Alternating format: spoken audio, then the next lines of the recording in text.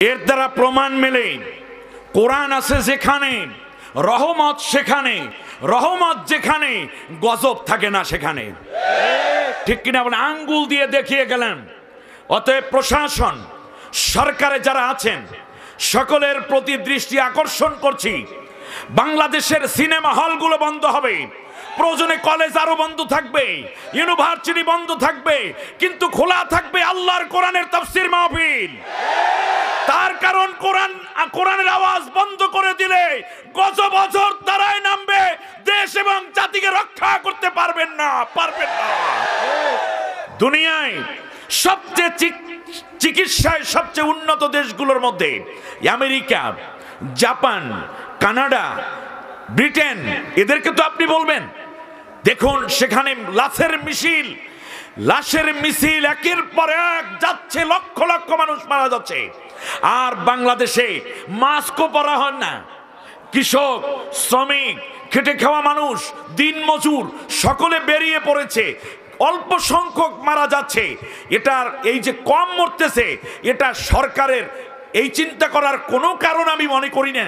যে আমাদের মনে হয় স্বাস্থ্য সেবার দারুণ তৎপরতার কারণে এই করোনা মুক্ত বাংলাদেশ, কিংবা ডাক্তাররা যেন এই চিন্তা না করেন যে আমাদের চিকিৎসা এবং সচেতনতার কারণে এটা হয়েছে। আমাদের চেয়ে অনেক সচেতন আমেরিকার মানুষ, ব্রিটেনের মানুষ, ফ্রান্সের মানুষ। বিশ্বাস করুন, আমি দৃঢ়তার সাথে বলতে চাই, বাংলাদেশ যতটুকু ভালো আছে, যতটুকু সুস্থ আছে, যতটুকু নিয়ামতপূর্ণ আছে, তার সম্পূর্ণ অবদান আল্লাহর কোরআনের অবদান। ঠিক কিনা বলে?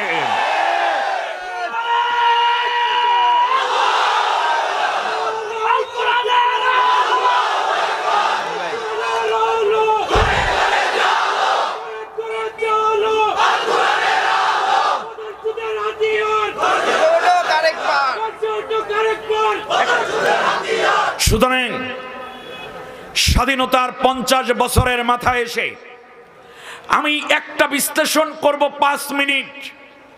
আমি আশা করি প্রশাসনের সমস্ত কর্মকর্তা যারা আছেন, মিডিয়ায় যে সমস্ত ভাই বোন বন্ধুগণ যেভাবে খেদমত দিয়ে যাচ্ছেন, ঠিক তার পাশাপাশি শিক্ষিত, বুদ্ধিজীবী, আলেম শ্রেণী, লেখক, সাহিত্যিক, গবেষক, রাজনীতিবিদ, পীর, মাশায়েখ, সেখান থেকে নিয়ে তাবলীগের বন্ধুগণ, কওমি, আলিয়া, দরসে নিজামি, যে যেখান থেকে আমার কথা শুনছেন, আমি ছোট্ট একটা মেজারমেন্ট দিয়ে তারপরেই আমি মুক্তির একটি পথ দেখানোর জন্য আজকের আলোচনায় চেষ্টা করে যাব ইনশাআল্লাহ। শুনুন, স্বাধীনতার রজত জয়ন্তী উদযাপিত হতে যাচ্ছে। 50 বছরের মাথায় এসে আমার দেশ যখন স্বাধীন হলো, তখন আমার জন্ম হয়নি। কিন্তু স্বাধীন কেন হলো? স্বাধীনতা হয়েছে মানুষের মৌলিক অধিকার আদায়ের জন্য। ঠিক কিনা বলেন? অধিকার বঞ্চিত মানুষেরা অধিকার ফিরে পাবে, নিরন্ন মানুষের মুখে হালাল অন্ন উঠবে, বেকার সমস্যা দূর হবে, সন্ত্রাস থাকবে না, ধর্ষণ থাকবে না, মানুষেরা ইজ্জত সম্ভ্রম নিয়ে বসবাস করবে। আমার মা, আমার বোন, আমার কন্যা, আমার স্ত্রী, তার দিকে কেউ চোখ তুলে তাকিয়ে তার ইজ্জত লুণ্ঠন করার সাহস দেখাবে না। এজন্যই তো স্বাধীনতা। কিন্তু আমি দুই দিক থেকে কথা বলতে চাই। আমি সম্মানিত রাজনীতিবিদ যারা এই পর্যন্ত দেশকে কেউ সোনার বাংলা বানাতে চেয়েছেন, কেউ রূপসী বাংলা বানাতে চেয়েছেন, কেউ সবুজ বাংলা বানাতে চেয়েছেন, আমি আপনাদের কাছে জানতে চাই, আপনারা যেই দর্শন, যে আবেগ, যে আকাঙ্ক্ষা, যে কমিটমেন্ট জাতিকে দিয়েছেন, তাকে আদৌ পূরণ হয়েছে? খেয়াল করুন, ভালো করে খেয়াল করুন। 50 বছর আমার দেশের স্বাধীনতা, অথচ 4 বছরের শিশু থেকে 70 বছরের বৃদ্ধা পর্যন্ত ধর্ষিত হয়। 5 সন্তানের জননীকে ধর্ষণ করে তাকে হত্যা করা হচ্ছে। স্বামী স্ত্রী ঘুরতে গিয়েছে, স্বামীকে বেঁধে রাখা হয় একদিকে, আর একদিকে স্ত্রীকে গণধর্ষণ। প্রতিদিন পত্রিকায় ধর্ষণ এবং জেনার খবর।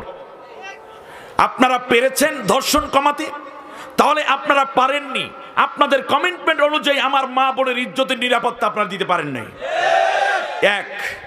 দ্বিতীয় হচ্ছে খুন, খারাপি, হত্যা, নির্যাতন, নিপীড়ন, মিথ্যা মামলা, হামলা, গুম, এগুলার প্রকৃত স্বাধীনতা অর্জন করেছিলেন। স্বাধীনতার 50 বছরেও কি মানুষকে খুন মুক্ত একটা দিবস উপহার দিতে পেরেছেন রাজনীতিবিদরা? আপনি আমাকে স্বাধীনতার কথা শেখাচ্ছেন এখন। আজ নতুন প্রজন্মের আলেম হিসেবে আমার জিজ্ঞাসা আপনাদের কাছে, 50 বছরে আপনি কি পেরেছেন ডাকাতি মুক্ত একটা দিবস উপহার দিতে বাংলাদেশকে? এবার তৃতীয় প্রশ্ন, মাদক 50 বছর আগে যা ছিল এখন কমে গেছে নাকি? বরং ডিজিটালাইজড হয়েছে। আগে ছিল শুধুমাত্র পাতার বিড়ি, সেখান থেকে তামাক, এখন হয়ে গেছে ইয়াবা, ফেন্সিডিল, কোকেন, তারি, মারজুয়ারা, প্যাথিডিন, ঠিক কিনা বলেন? আরো কত কি। আমার বন্ধুগণ, আমি জানতে চাই, বাংলাদেশ যদি এইভাবে চলতে থাকে, এইভাবে 50 বছর যেভাবে চলেছে, ভালো করে জবাব দিবেন মোমেনের মতো করে, তাহলে আগামী 50 বছরও যদি এই দল এবং এই রাজনীতিবিদরা এই রকম বিধান, আইন, কানুন, সংবিধান দিয়ে যদি আগামী 50 বছরও রাষ্ট্রটা চালায়, তাহলে কি ধর্ষণ মুক্ত বাংলাদেশ পাওয়া সম্ভব? দুর্নীতি মুক্ত বাংলাদেশ পাওয়া সম্ভব? ঘুষ মুক্ত বাংলাদেশ পাওয়া সম্ভব? খুন মুক্ত বাংলাদেশ পাওয়া সম্ভব?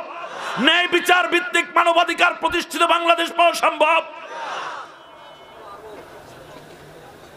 আহা, মাদক মুক্ত বাংলাদেশ কি আপনারা দিতে পারবেন? আর পারবেন না।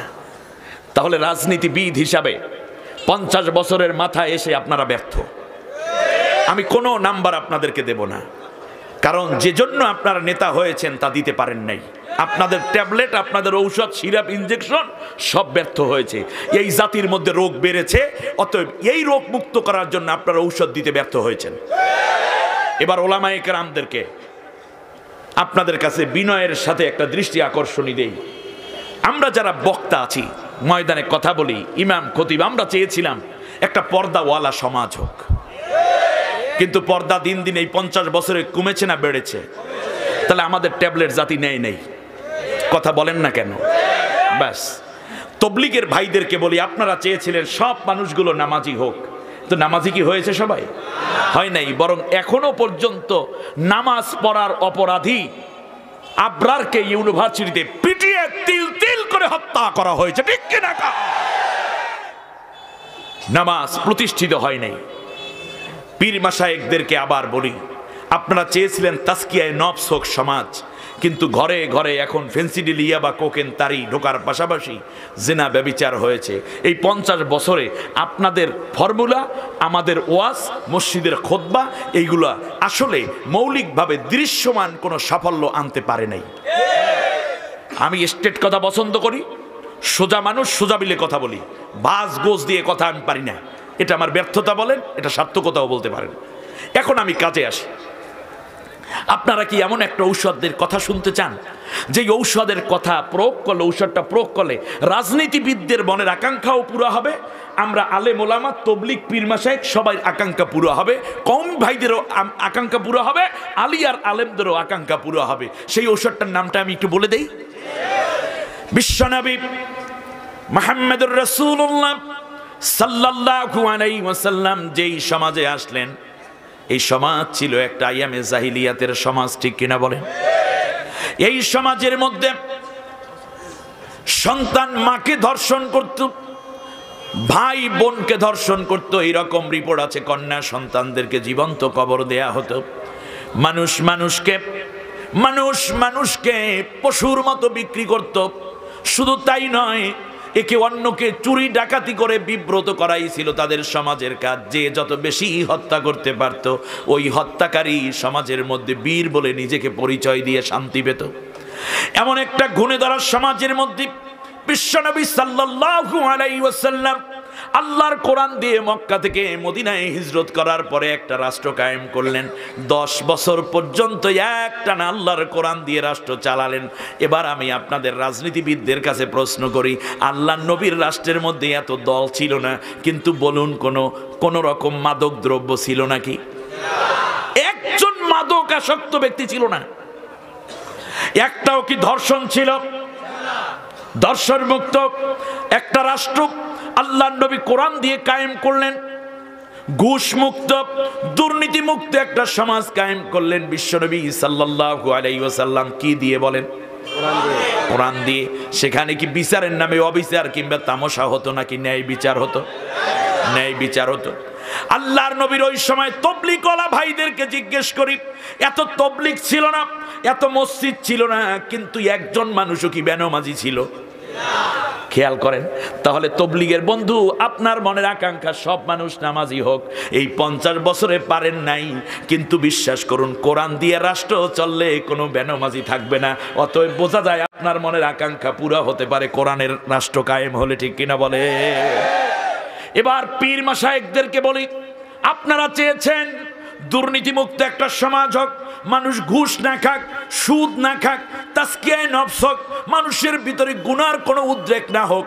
আল্লাহর নবী যেই রাষ্ট্র কায়েম করলেন সেই রাষ্ট্রের মধ্যে এমন কোনো মানুষ ছিল না গুনার চিন্তাটা পর্যন্ত তার মাথায় আসতে পারে। কারণ কোরআনের শাসন যেই সমাজে প্রতিষ্ঠিত থাকে ওই সমাজের মানুষগুলো ইচ্ছা করলেও কোনো গুনার কাজে লিপ্ত হওয়ার সুযোগ থাকে না।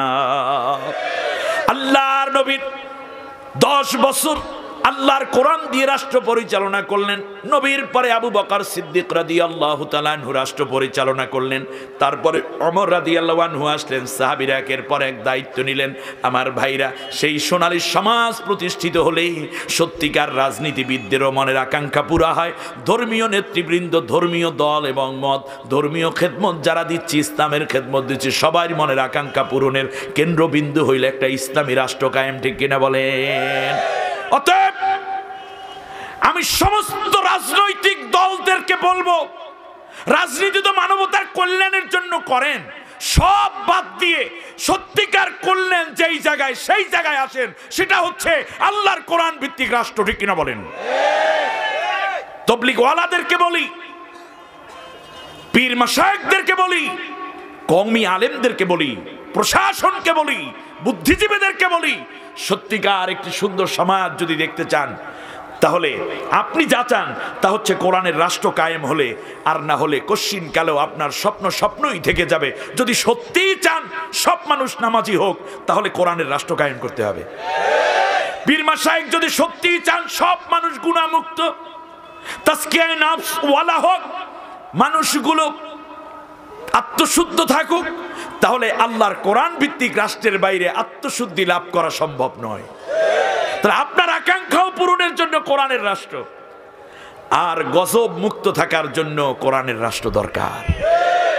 সেই উদাত্ত আহ্বান রেখে আজকে ধন্যবাদ জ্ঞাপন করছি আমার প্রিয় ভাই মশিউর রহমানকে।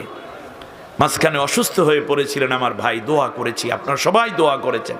কি চমৎকার গান গায়, হ্যাঁ, আল্লাহ যেন তার কণ্ঠটা কবুল করে নেন। আল্লাহ রাব্বুল আলামিন যেন এই কণ্ঠের মধ্যে আরো মায়াবী সুর দিয়ে এই জাতিকে ঘুম ভাঙিয়ে কোরআনের দিকে ছুটে আসার যেন একটা প্রেরণা জাগ্রত হতে পারে, সে তৌফিক দান করুন, বলেন আমিন। বন্ধুগণ, আমি সোজা চলে যাচ্ছি আল্লাহ তাআলার কোরআনের কাছে।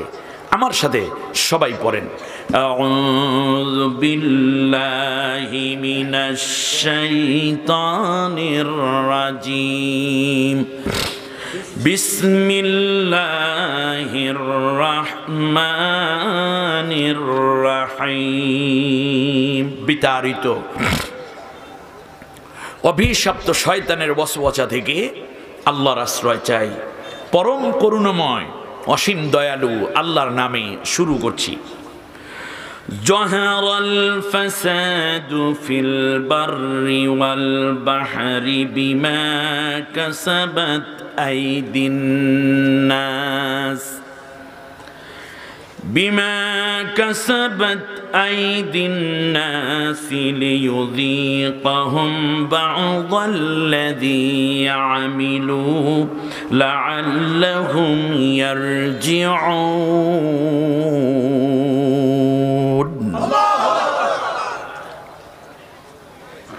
অর্থ হচ্ছে জমিনে এবং সমুদ্রে, স্থল এবং জলে, জল কিংবা স্থলে যত রকমের বিপদ মুসিবত, কষ্ট আযাব যা কিছুই তোমরা দেখো না কেন, এগুলো আমি আল্লাহর দেয়া গজব এ কারণে, এগুলো মূলত অর্জিত হয়েছে তোমাদের হাতের কামাইয়ের দ্বারাই। এগুলো তোমাদের হাতের কামাই। যত বিপদ, যত মুসিবত জলে এবং স্থলে, সুবহানাল্লাহ।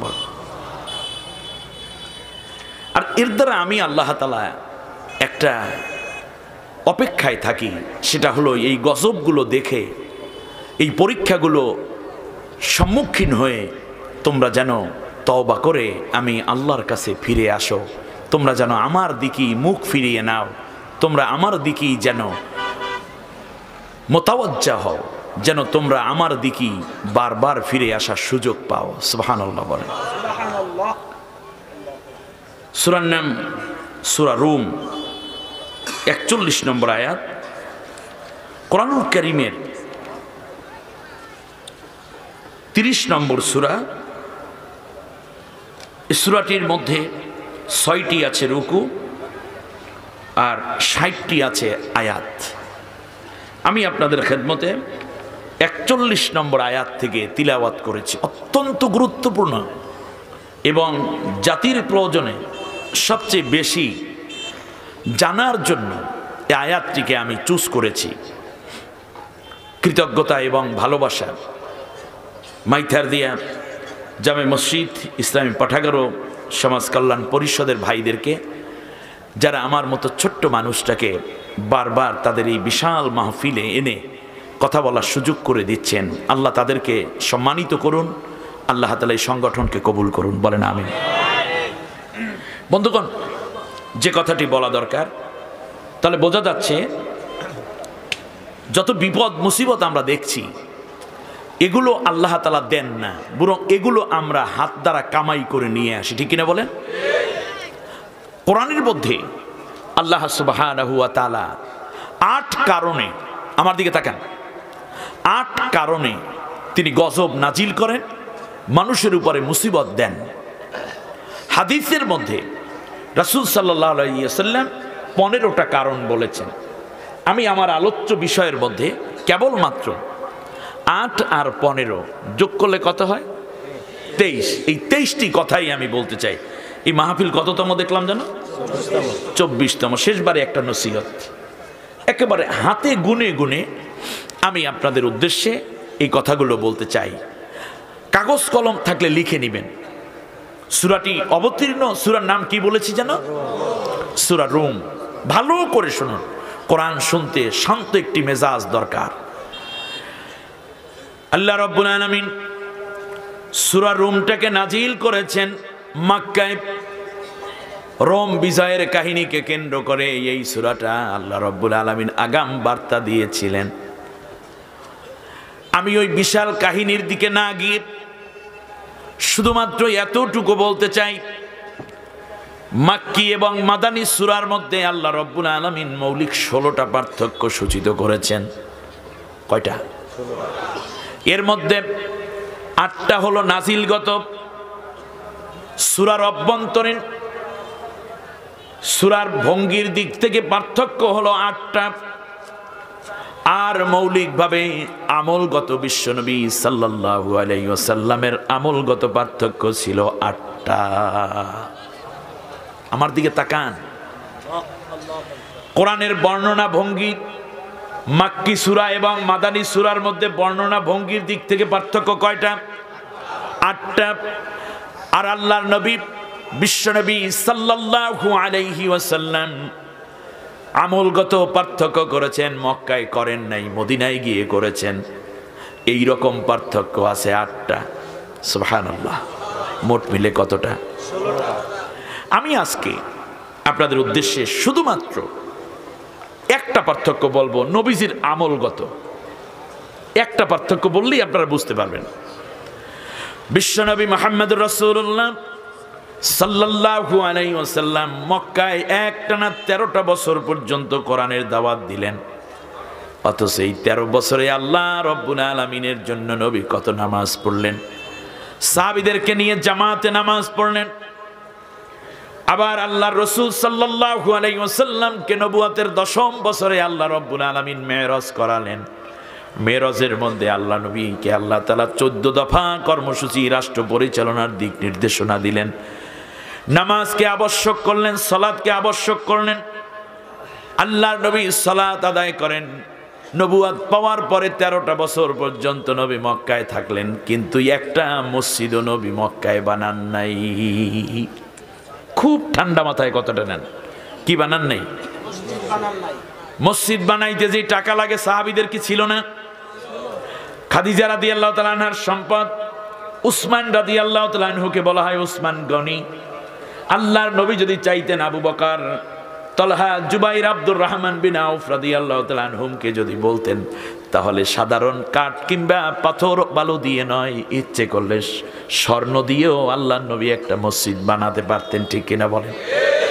কিন্তু একটা মসজিদও বানান নাই। কারণটা কি? কারণ হলো মসজিদ কার ঘর? জোরে বলেন, কার ঘর? আল্লাহর ঘর। মাইথার দিয়া জনগণ কান খাড়া করে শুনুন, ইসলামের মৌলিক দাবিটুকু আপনি বুঝেন। আল্লাহর নবী একটা মসজিদও বানালেন না। তার কারণ হলো আল্লাহর ঘর বানাতে হয়, আল্লাহর ঘর বানানোর আগে জায়গাটা আল্লাহর নামে দিতে হয়।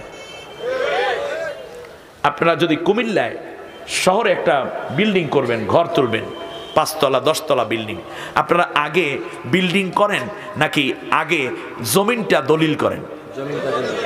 এ কথা বুঝতে তো অসুবিধা নাই। আচ্ছা, জমিন দলিল না করে যদি আপনি বিল্ডিং উঠান, কোনো অসুবিধা আছে? কি অসুবিধা আছে বলেন তো? জমিন মালিকানা, জমিনের মালিক এসে কি করবে? বাধা দিবে। দ্বিতীয়বারে বানিয়ে ফেললে কি করবে? ভেঙে দিবে। অথবা মসজিদটা তারা কি করে নিবে? ঘরটা কি করে নিবে? দখল করে নিবে। অথবা আদালতে গিয়ে আপনার কার্যক্রম বন্ধ করে দিবে। মক্কায় বিশ্বনবী সাল্লাল্লাহু আলাইহি ওয়াসাল্লাম যতদিন ছিলেন, ততদিন ওই জমিনের মালিকানা ছিল আবু জেহেলের হাতে। কারণ যেই দেশের সরকার, মূলত ওই জমিনটা তার তত্ত্বাবধানেই পরিচালিত হয়। এজন্য আপনি নিজের টাকা দিয়ে দলিল করতেছেন, কিন্তু নিচে একটা লাইন লেখা থাকে, গণপ্রজাতন্ত্রী আমি স্বীকৃতি দিচ্ছি, গণপ্রজাতন্ত্রী বাংলাদেশ সরকারের কোনো প্রয়োজনে যদি এই ভূমি ব্যবহারের প্রয়োজন হয়, তাহলে আমি এই জমিন সরকারকে ফিরিয়ে দিতে বাধ্য থাকিব। টাকা আপনার পকেটে, আয় করেন আপনি, কিন্তু ওখানেই লেখা আছে চাহিবা মাত্র দিতে ইহার বাহককে দিতে বাধ্য থাকিবে। সরকার যদি এই মুহূর্তে চায় 1000 টাকার সব নোটগুলো আগামীকালকে জমা দিবে, আর না হলে সব ব্যান্ড হয়ে যাবে, আপনারা কি করবেন? তা টাকা আপনার, আপনি তখন তো আর এটা জমা রাখতে পারলেন না। অতএব বোঝা যায় যে যিনি মালিক তাকে ফেরত দেয়া হয়। যেই জমিন আপনি দেখবেন, আমেরিকার প্রেসিডেন্ট বলে যে আমেরিকাতে কোনো জঙ্গিদের ঘাঁটি হতে দেব না, আমার দেশে কোনো জঙ্গির ঘাঁটি স্থাপন করতে দেব না। এর মানে কি জমিনটা তার, সে মনে করে নাকি? অপরদিকে যেই সরকারে থাকে সেই মনে করে আমার জমিনে এই কাজ আমি প্রতিষ্ঠা করব, এই কাজ প্রতিষ্ঠা হতে দেব না। যেহেতু আল্লাহর নবী সাল্লাল্লাহু আলাইহি ওয়াসাল্লাম মক্কায় ছিলেন, ওই জমিনের দাবিদার ছিল আবু জেহেল, আবু লাহাব, উতবা, শাইবা, রবিয়া, আবু সুফিয়ান, উমাইয়া বিন খলফেরা, ঠিক না বলেন? ওই জমিনে আল্লাহর ঘর উঠাবেন তো দূরের কথা, বরং আল্লাহর কথা বলেই তো জমিনে দাঁড়াই থাকতে পারে না। কারণ হচ্ছে তারা মনে করে জমিন আমার, এখানে আল্লাহর কথা যে বলে তাকে থাকতে দেব না। আল্লাহ রাব্বুল আলামিন বলেন, নবীর বিরুদ্ধে এই জমিনে না থাকার আইন তারা করে ফেলল।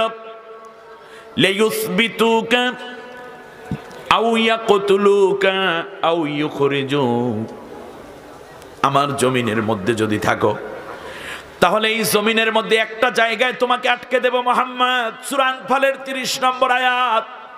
এই জমিনের মধ্যে একটা জেল বানানো আছে, ওই জেলের মধ্যে তোমাকে আটকায়া রাখবো, আমৃত্যু কারাদণ্ড দিয়ে দেব, আর না হয় পারলে তোমাকে হত্যা করে ফেলবো, আর না হয় নাগরিকত্ব ক্যান্সেল করে আও ইউখরিজুক, তোমাকে বের করা হবে, এই জমিনের মধ্যে তোমাকে থাকতে দেয়া হবে না। যেহেতু আবু জেহেল মনে করে দেশ আমার, রাষ্ট্র আমার, আর এটাই স্বাভাবিক, সুতরাং জমিনের মালিকানা আবু জেহেলের হাতে। এই জন্য আল্লাহ রাব্বুল আলামিন বললেন, ইন্নী জাইলুম ফিল আরদে খলিফা, ও আমার বান্দারা রে, জমিনের বুকে অনেক তাগুতি শক্তি আমার জমিনটাকে দখল করে রেখেছে, আমার জমিনে আমার কথা বলতে দেয় না, আমার জমিনে আমার আল্লাহর আইন, আমি আল্লাহর আইন প্রতিষ্ঠিত হতে দেয় নাই। তোদের কাজ হলো এই জমিন থেকে সমস্ত মানব রচিত মতবাদ উঠাইয়া দিয়া আমি আল্লাহর জমিন আমার কোরআন দিয়ে আবাদ করবি, আমি আল্লাহর আইন দিয়ে আবাদ করবা। এই জন্য প্রতিনিধিত্ব করার জন্য আমি তোমাদেরকে জমিনে পাঠিয়েছি। তাহলে আমরা আল্লাহর খলিফা ফিল আরদে, ইন্নি জাইলুম ফিল আরদি মসজিদে নাকি? ইন্নি জাইলুন ফিল মাদ্রাসা, ইন্নি জাইলুন ফিল খানকা না, ইন্নি জাইলুন ফিল আরদে খলিফা। জমিনে যাবা, আমারই আইনের প্রতিনিধিত্ব করবে, আমি আল্লাহর বিধানের প্রতিনিধিত্ব করবে, এই জন্য তোমারে আমি তৈরি করেছি। জমিনে প্রতিনিধিত্ব করো। আল্লাহর নবী প্রতিনিধিত্ব করতে গিয়ে দেখলেন বাধা সৃষ্টি হয়ে গেছে, আবু জেহেলরা থাকতেই দেয় না। আল্লাহর নবী বিশ্বনবী সাল্লাল্লাহু আলাইহি ওয়াসাল্লাম হিজরত করলেন, হিজরত করে চলে গেলেন মদিনায়। মদিনায় আল্লাহর নবী প্রবেশ করতে পারেন নাই এখনো। তার কারণ মদিনার লোকেরা আগের থেকেই আল্লাহর নবীকে বলেছিল, মুহাম্মদ তুমি যদি আসো আনসারের দায়িত্ব পালন করব, আমরা সহযোগিতা দিব। শুধু তাই নয়, আমরা তোমাকে মদিনার রাষ্ট্রপ্রধান বানাইয়া তোমাকে দেশের সরকার প্রধান হিসাবে স্বীকৃতি দেব। আল্লাহর নবী মদিনায় ঢুকতেছেন, শুনতেছেন না? 13 বছর মক্কায় থাকলেন, একটা মসজিদও বানান নাই। তার কারণ মসজিদ বানাইবে আগে নাকি জমিন দখল আগে? মক্কার জমিন কি নবী আল্লাহর কোরআনের আইনের আয়ত্তে আনতে পেরেছে? অতএব জমিন দখল হয় নাই। আর মদিনার লোকেরা নিজের জমিনটুকু তুলে দিতে চায় আল্লাহর আইনের জন্য। সুবহানাল্লাহ পড়বেন না?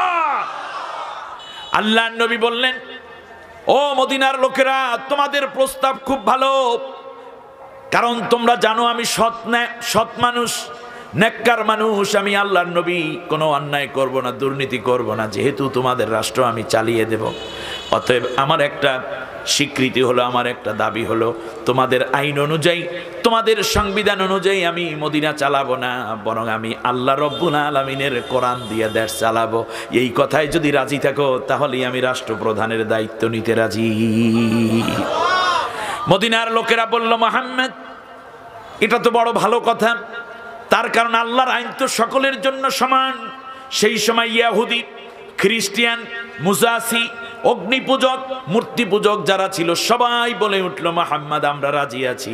সূর্য আল্লাহর আইন মানে সবাইকে সমান তাপ এবং আলো দেয়, মেঘ আল্লাহর আইন মানে এই জন্য সবাইকে সমানভাবে বৃষ্টি দেয়, বাতাস আল্লাহর আইন মানে এই জন্য সকলের নাকের মধ্যে সমানভাবে যায়।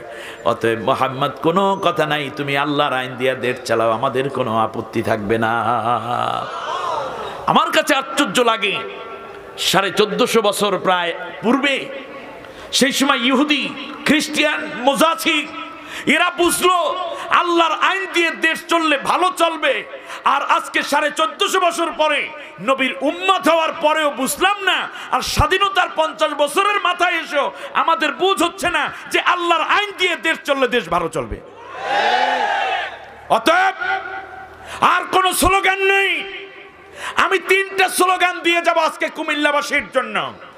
1 নম্বর স্লোগান, সব দল দেখা শেষ, আল কোরআনের বাংলাদেশ। এই যুবকরা বলো, মুরব্বীরা আপনারা মাঝখানে যাই পেছ লাগে। যুবকরা রেডি? বাস, সব দল দেখা শেষ, আল কোরআনের বাংলাদেশ। এইবার মুরব্বীরা, যুবকরা সবাই মিলে বলো, মুরব্বীরা একটা স্লোগান দেন, সব দল দেখা শেষ, আল কোরআনের বাংলাদেশ।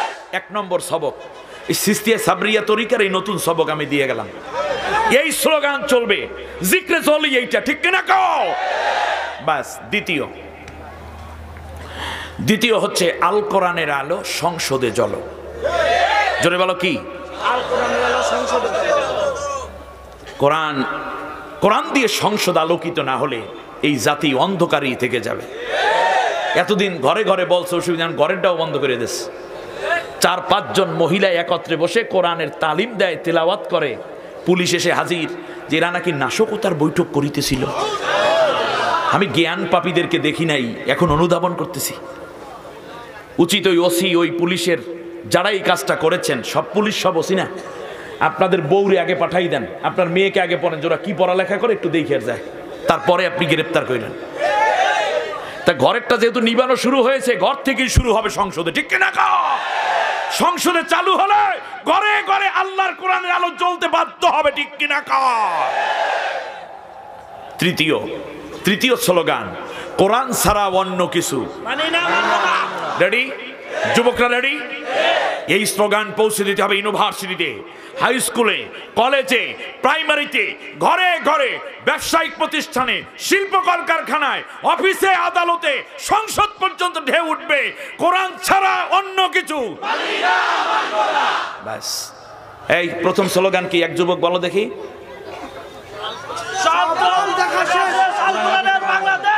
ঠিক আছে, সব দল দেখা শেষ, আল কোরআনের আলো। আবার ঘরে ঘরে বেটা, কোথায় জ্বলবে? কোথায়? জোরে বলো। সংসদে চলো। আর তৃতীয় হচ্ছে কোরআন ছাড়া অন্য কিছু। আর একটা স্লোগান যোগ করে দেই, তিনটে পুরাণ ছিল, এটা যোগ হবে।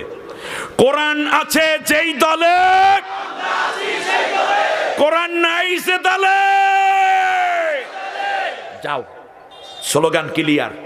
আর কোন স্লোগান? এটা জিক্রে জলি, এটি কলব পরিষ্কার হবে ইনশাল্লাহ। কও এখন যদি কোরআন হাদিস দলিল দেই, দেখবা প্রত্যেকটার পক্ষে বহু দলিল আছে।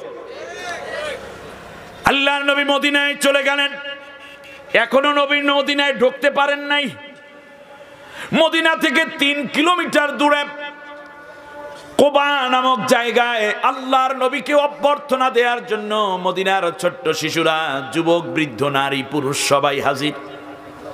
طلع البدر علينا من ثنيات الوداع وجب الشكر علينا ما دعا لله داعي। আল্লাহু আকবার। এই গান তারা গাইতে থাকলো। আল্লাহর নবী কাসওয়া নামক উট থেকে নিচে নামলেন।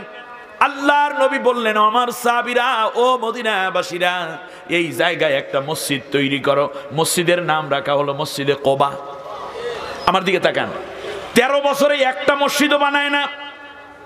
আর এখানে যে এলাকায় ঢোকার প্রথমেই মসজিদ বানাইয়া দিলেন। আল্লাহর নবী বললেন, ও মদিনাবাসী, ও দুনিয়ার সমস্ত উম্মতেরা, জেনে নাও, কেউ যদি ঘর থেকে ওযু করে, সেই ওযু নিয়ে এই মসজিদ পর্যন্ত এসে 2 রাকাত নামাজ আদায় করো, তাহলে আল্লাহ রব্বুল আলামিন তোমার আমল নামায় একটা কবুল উমরার সওয়াব নসিব করে দিবেন। তাহলে নবী মসজিদের পক্ষে না বিপক্ষে? পক্ষে।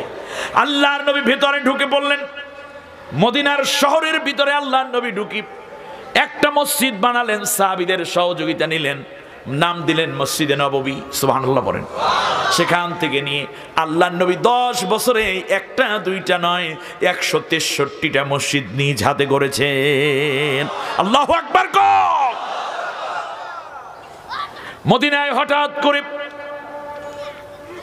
বড় রকমের খরা দেখা দিল।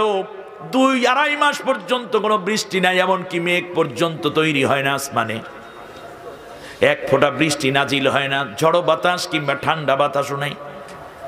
সাহাবীরা দেখলেন গাছের ফলগুলো পড়ে যাচ্ছে, ফুলগুলো ঝরে যাচ্ছে, এমনকি কঠিন অবস্থা তৈরি হলো, পশুগুলা মরে যাওয়ার উপক্রম, পানি নেই, কোনো শীতলতা নেই, উস্কো শুষ্ক হয়ে যাচ্ছে মদিনা। আল্লাহর নবীর কাছে সাহাবীরা বললেন, ইয়া রাসূলুল্লাহ, আমাদের জন্য একটু দোয়া করেন, আল্লাহ রাব্বুল আলামিন যেন মদিনায় একটু বৃষ্টি দেয়। আল্লাহর নবী বললেন, আমার সাহাবীরা আসো। নববী থেকে বের হয়ে গেলেন। সাহাবীদেরকে নিয়ে আল্লাহর নবী মসজিদে নববী থেকে 0.5 কিলোমিটারেরও কম জায়গা হবে একটু দূরে চলে গেলেন। দক্ষিণ পশ্চিম কর্নারে দাঁড়ায়া নিজের জামাটাকে উল্টে পরে নিলেন। এবার উল্টো বিলে হাত পেতে আল্লাহ রব্বুল আলামিনের কাছে দোয়া করলেন, রব্বুল আলামিন, দয়া করে তুমি এই মদিনার মধ্যে বৃষ্টি নাজিল করে দাও। আল্লাহর নবী মুনাজাত শেষ করতে না করতে অঝোর ধারায় আসমান থেকে বৃষ্টি শুরু হয়ে গেল। সাহাবীরা বলতেছেন, আমরা কেউ আর শুকনো শরীর নিয়ে ঘরে ফিরতে পারি নাই, বৃষ্টিতে ভিজে আমরা একেবারেই চুপচুপা হয়ে গিয়েছিলাম। 1-2 দিন নয়, একটানা মুষলধারে আল্লাহ রব্বুল আলামিন 7 দিন 7 রাত পর্যন্ত মদিনায় বৃষ্টি নাজিল করে দিলেন। 7 দিন বৃষ্টি হলো। বিশ্বনবী সাল্লাল্লাহু আলাইহি ওয়াসাল্লামের সাহাবীরা এসে বললেন, ইয়া রাসূলুল্লাহ, মসজিদে নববীর ফ্লোর ভিজে গেছে, আমাদের ঘরের চালা চুঁয়ে পানি পড়তেছে। দেখুন না কি সুন্দর সবুজে সবুজে মদিনা ভরে উঠেছে। আমাদের উর্দুম্বা বকরি ভেড়াগুলো একেবারে তরতাজা হয়ে উঠতেছে। ইয়া রাসূলুল্লাহ, এখন আরো যদি বৃষ্টি হয় তাহলে কর্দমাক্ত হয়ে যাবে আমাদের পরিবেশ। আপনি আল্লাহর কাছে দোয়া করুন, আল্লাহ রাব্বুল আলামিন যেন বৃষ্টিটা না দেয়, কমাইয়া দেয়। আল্লাহর নবী বললেন, তাহলে আসো আবার যেখান থেকে বৃষ্টি শুরু হয়েছিল ওখানেই যাই। আল্লাহর নবী এবার হাত উঁচু করে দোয়া করলেন, আল্লাহুম্মা লা তামতির আলাইনা ওয়ামতির আলা মা হাওলানা। রব্বুল আলামিন, আল্লাহ তাআলা তুমি আমাদের উপরে আর বৃষ্টি দিও না, তবে দুনিয়ার যেই যেই জায়গায় বৃষ্টি দরকার সেই সেই জায়গায় বৃষ্টি দিয়া দিও। সুবহানাল্লাহ, দোয়ার ধরন দেখছেন, কত বড় ব্যক্তি দেখেছেন যে আল্লাহ আমাদেরকে বৃষ্টি দিও না, এটাই তো শেষ ছিল, কিন্তু না, ওয়ামতির আলা মা হাওলানা। হাওলানা দেখছেন, নবী সবাইকে ইনক্লুড করেছে। হাওলানা আমাদের মধ্যে জাতির যেই যেই জায়গায় তিনি রহমাতুল্লিল আলামিন, সকলের জন্য নবী। এজন্য বললেন তামাম দুনিয়ায় যেই যেই জায়গায় বৃষ্টি দরকার আল্লাহ তুমি সেই সেই জায়গায় বৃষ্টি দিয়ে দাও। বৃষ্টি থেমে গেল। আল্লাহ নবী বলেন এখানটা মসজিদ বানাও, আর মসজিদের নাম দিলেন গামামা। সুবহানাল্লাহ বলেন, কত মসজিদ! তাহলে নবী মসজিদ চান, কিন্তু মসজিদের আগে চান ভূমি উদ্ধার হোক, আল্লাহর কোরআনের আইনে চলুক। ঠিক কিনা বলেন? প্রমাণ নেন আবার। আল্লাহর নবী ৮ম হিজরিতে মক্কা বিজয় করলেন সাহাবীদেরকে নিয়ে। ইন্না ফাতাহনা লাকা ফাতহাম মুবিনা আয়াত নাজিল হয়ে গেল। ১০,০০০ সাহাবীকে নিয়ে রমজান মাসের জুমাবার দিবসে আল্লাহর নবী মক্কায় প্রবেশ করলেন।